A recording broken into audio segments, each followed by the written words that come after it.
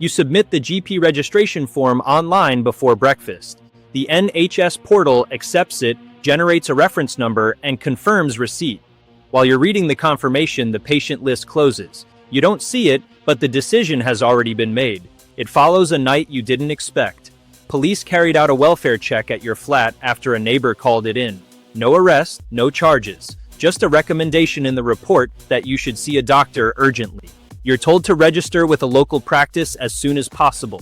So you do exactly that. The form is familiar. Name, address, NHS number, reason for registration. You select domestic abuse support.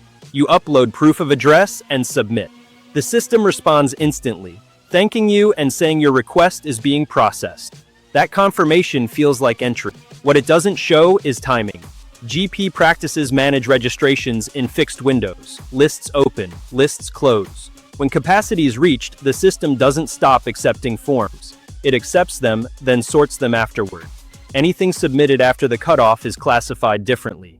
By the time you pressed submit, the list was already full. Your application is marked received but inactive. Not rejected, not declined, just not added.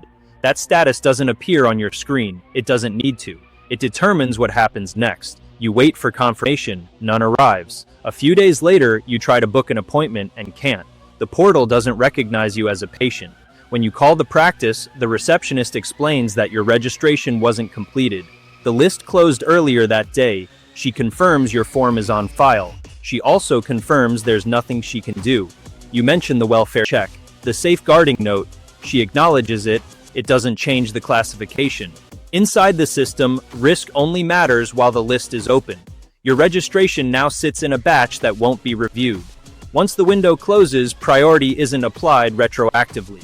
The system can't reopen itself without breaking its own rules. A week later, the police follow up.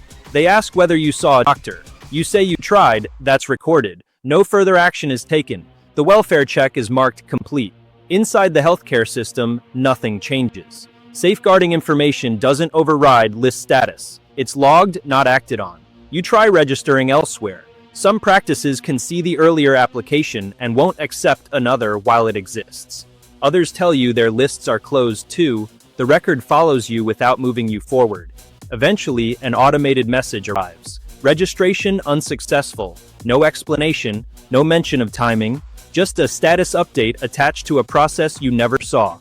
From the system's perspective, everything worked. The form was accepted, the list closed, the classification was applied. No one questioned what happened to you. No one accused you of exaggerating. No rule was broken. But access to care here wasn't decided by need or urgency.